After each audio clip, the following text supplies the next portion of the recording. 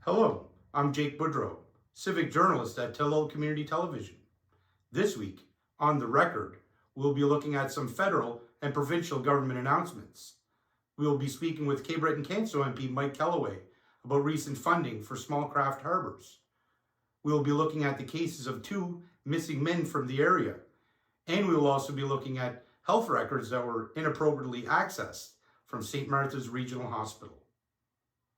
In a virtual announcement on April 25th, the DFO announced the opening of a 470-ton Atlantic mackerel personal use bait fishery this spring, along with the continued closure of the Atlantic mackerel commercial fishery in Atlantic Canada for the 2024 season.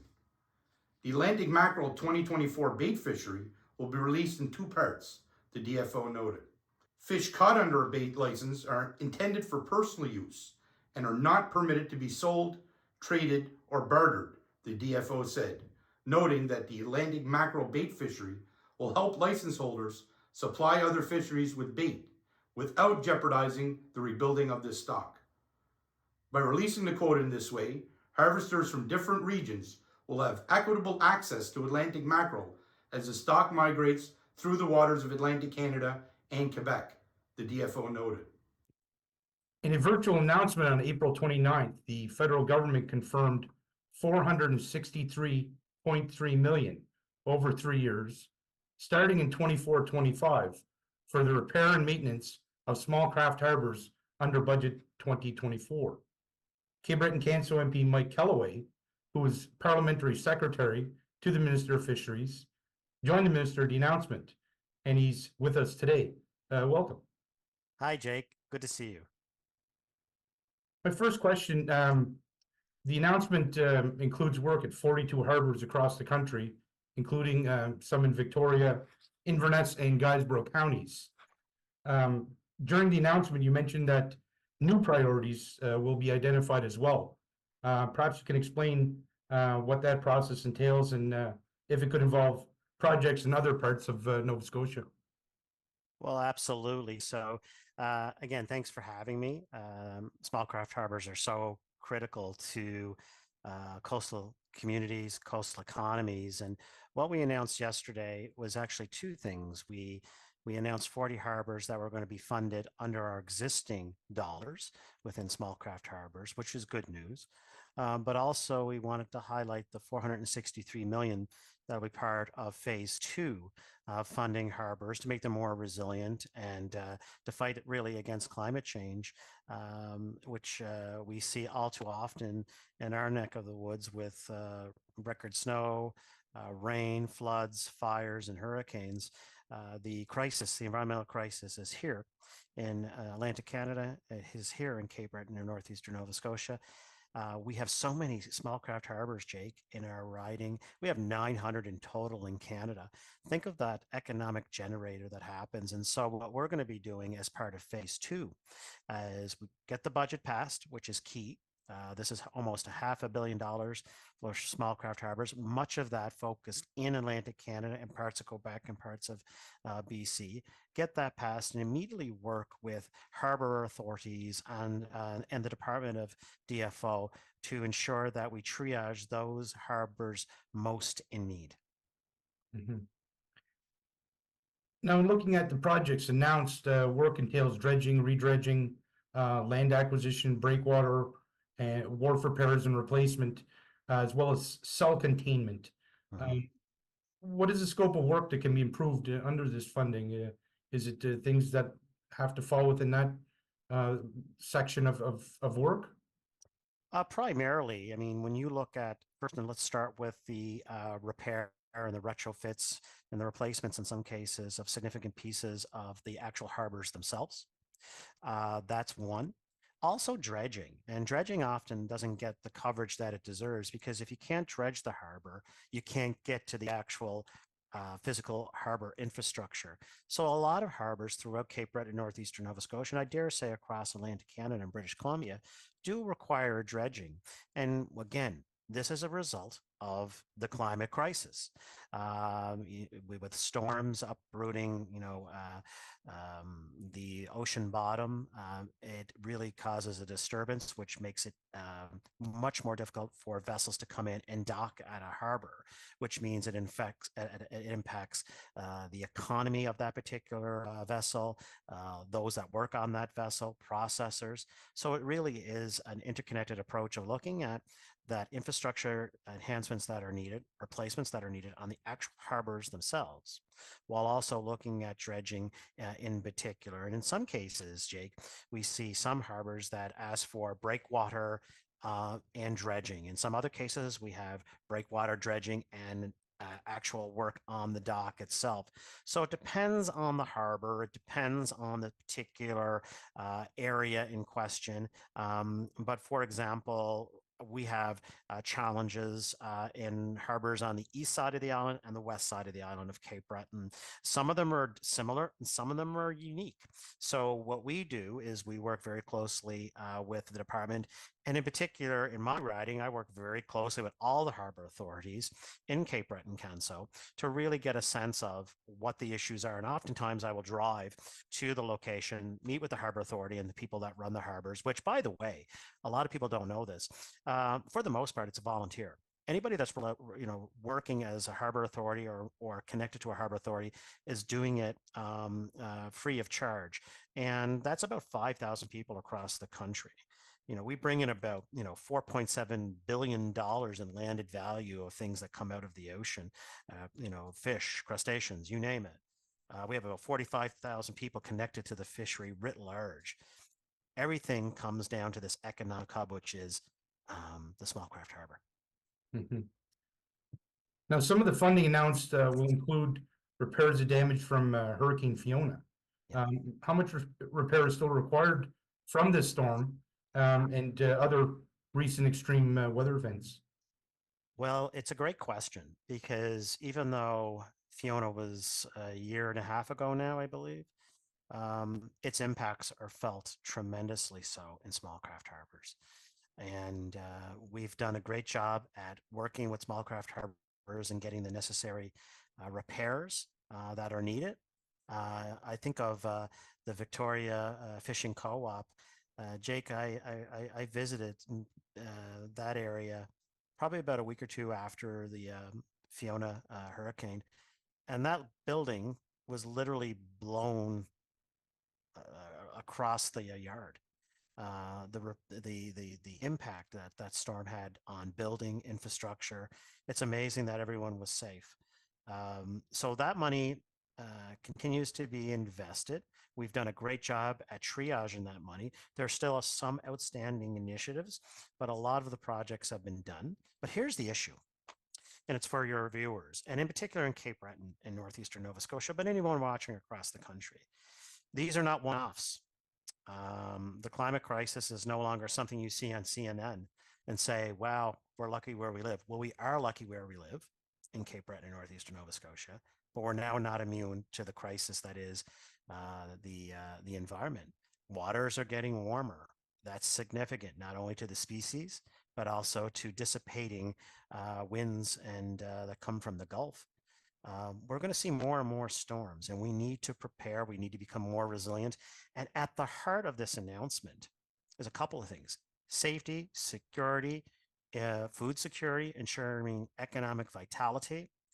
Those are several pieces. And in that environment and economic vitality point is around creating more affordability measures. And if we divest more into small craft harbors, people are going to be able to go out and fish more and have a line of sight and confidence that that small craft harbor is not only going to be there for this current generation of fisher, but the next generation of fisher.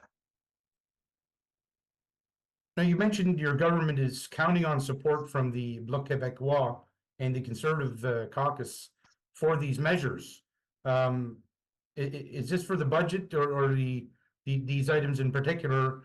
And do you get the impression that they're open to providing some support? Well, time will tell, Jake, on that one. And I think that this is an important thing to distinguish. Here we have a transformational budget and a transformational item in the budget, small craft harbors. In particular, Atlantic Canada is impacted greatly by this money. What I would like to see is, every Atlantic Canadian MP support this budget and support, in particular, this item in the budget. It's what fishers from across, whether you're in Miramichi, whether you're in coastal bays, whether you're in Glace Bay, Nova Scotia, or Petit de Gras, consistently we've heard that we need more money in small craft harbors. Well, we've been investing in small craft harbors. I think it's in the range of, over the last 10 years, if I'm not mistaken, a couple $billions, and it's still, we need more money because of the environmental crisis. And I would ask conservative members to really think about, this particular budget, but in particular, this item in the budget. I don't know if they will or won't, but I feel strongly that this is needed. The government, the minister does. And more importantly, fishers do. And we need sometimes to put aside, the vitriol that comes from going back and forth in committee, and the vitriol that becomes back and forth in Facebook between different factions, left, right. I'm all about the center. And the center, to me, is it's continuity, it's ensuring economic vitality, it's about ensuring community wealth, it's about investing in the biggest industry in Atlantic Canada, which is the fishery. And so when the chips come down, I think that I hope that some of the, or if not all of the MPs support this budget, in particular the small craft harbor budget, for those reasons, Jake. Well, great. That's all from me, Mr. Kelloway, and I appreciate you making time for me, and thank you for answering my questions today. No worries, Jake. I really appreciate it, and it's good to see you again, and best of luck in your new role. Thank you very much. Okay. And now to stories of two missing men that have gripped the community. The first involves 78-year-old Derek Kruger of Kemp Road. According to the RCMP, Kruger was last seen at a gas bar near Antigonish on September 29th. In a Facebook post, the group Missing Persons Canada said Kruger's phone pinged once near Bible Hill from a cell tower off Truro Road on September 30th at 6:40 p.m., but has been off since. Proxby RCMP said Kruger was reported missing to them on October 3rd. According to a Facebook post made by Kruger's daughter Krista on October 4th, the missing man is well traveled and was heading to Texas. On October 4th, at around 6:10 a.m., Colchester County District RCMP responded to a report of an abandoned vehicle in Greenfield. The RCMP said their officers determined that the vehicle belonged to Kruger and was first observed in the area on September 30th. The RCMP said Colchester ground search and rescue and others were called in, and a search of the area continued until around 10 p.m. By October 7th, the search for Kruger was suspended. In a press release issued on October 6th, the RCMP asked that anyone with video surveillance on their property and those who live in specific roads in Colchester County check their video surveillance systems. When Kruger's vehicle was found, the RCMP said it was unlocked and there was food on the passenger seat. Although Kruger stopped at a Tim Hortons in Antigonish, where he put in gas from the gas bar there, the car was virtually out of gas when found, Missing Persons Canada noted on Facebook. Missing Persons Canada said Kruger's car was parked in the middle of the dirt road and left unlocked, things his family feels would have been out of character for him. Kruger's phone, keys, and wallet were not found in the car, but the lunch he prepared for his trip was still on the passenger seat, according to Missing Persons Canada. Despite that, the RCMP said there is no indication of criminality. Inverness County District RCMP said in a press release issued on December 14th that investigators followed up on several tips, but no new information had been received. Specifically, the RCMP wants information about Kruger's movements in late September and early October. The RCMP describes Kruger as standing 5'4" with brown hair, wearing glasses and an inner ear hearing aid. According to Missing Persons Canada, Kruger was wearing a tan coat and would have possibly been walking slowly or with a limp due to a knee injury earlier in the day. Anyone with information is asked to contact Port Hawkesbury RCMP at 625-2220 or Nova Scotia Crime Stoppers. Meanwhile, the search is continuing for 29-year-old Cody Dwayne MacDonald, who has been missing since February. Richmond County District RCMP received a report that MacDonald was last seen on February 29th at around 2 p.m. in Grand Anse. The RCMP said MacDonald was at a local gas station, then was later seen that day at a home on Campbell Road in Grand Anse.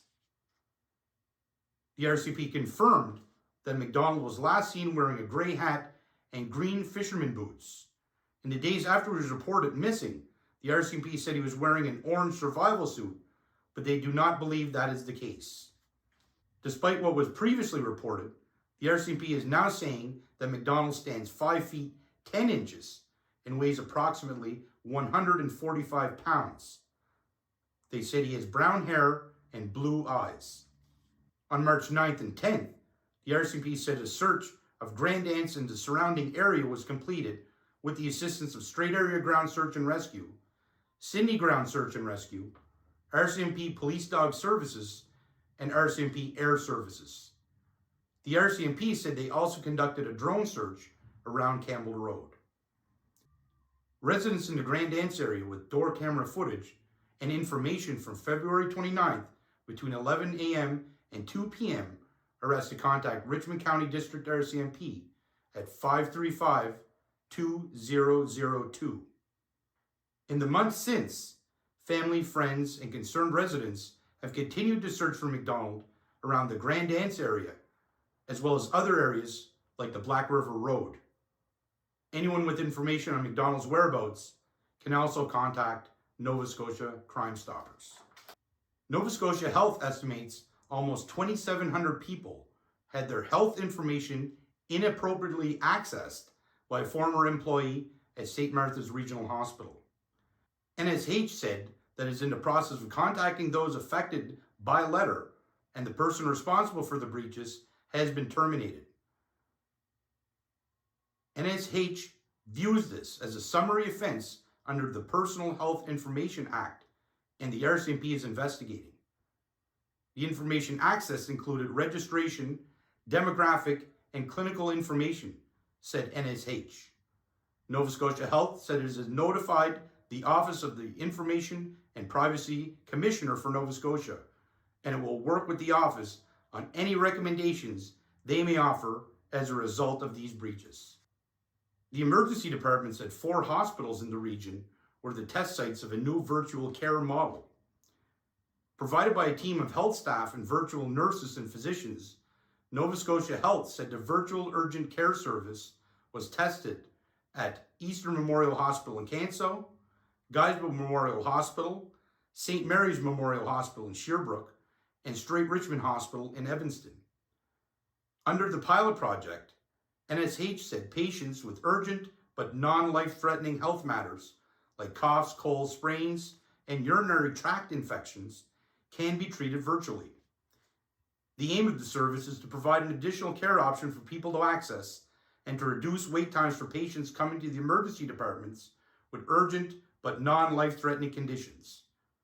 Modular housing sites for healthcare workers have been selected in Guysborough County and Port Hawkesbury. According to a press release from the Department of Municipal Affairs and Housing, there will be 12 units in total. The province said the Port Hawkesbury site in Cardiel Estates will have 4 modular homes, all with 3 bedrooms, which were scheduled to be ready for occupancy by the beginning of April. They said the Port Hawkesbury units are repurposed from the modulars for a wildlife program. The location in Sunnyvale will house 8 modular homes, all with 2 bedrooms, and the province expects work on this site will begin in late May. The province said healthcare workers will be given priority to rent the units at the Sunnyvale and Port Hawkesbury sites, with rents based on income. If there are vacancies, they said skilled trades professionals will also be given priority. Port Hawkesbury Paper and local apprentices are happy with assistance being offered by the provincial government. The Department of Labor, Skills and Immigration announced that 2 new grants will help apprentices purchase tools and technology to support their training and launch their careers. Bevan Locke, co-manager of Pedoxbury Paper, said the company relies heavily on a diverse spectrum of skilled tradespeople to keep the operation running safely and efficiently. He said apprentices and strong apprenticeship programs are essential for the company to maintain a balanced workforce demographic. Locke said this system provides local work exposure opportunities and a heavy industrial setting to develop skills and gain experience. The provincial government said it will provide a one-time grant of up to $1,000 to purchase new tools, equipment, and clothing, while a technology support grant will offer up to $900 for a computer and accessories for apprentices enrolled in training. To be eligible for either grant, the province said apprentices must be registered with the Nova Scotia Apprenticeship Agency. Applications opened March 5th for the Tools Grant, which applies to tools that are essential for apprentices to carry out their work safely and effectively. The province said that technology supports are available now, and all apprentices who are enrolled in technical training as of January 2024 can apply. The province said apprentices can also apply for financial assistance for books, travel, accommodations, and childcare through Employment Nova Scotia while attending technical training.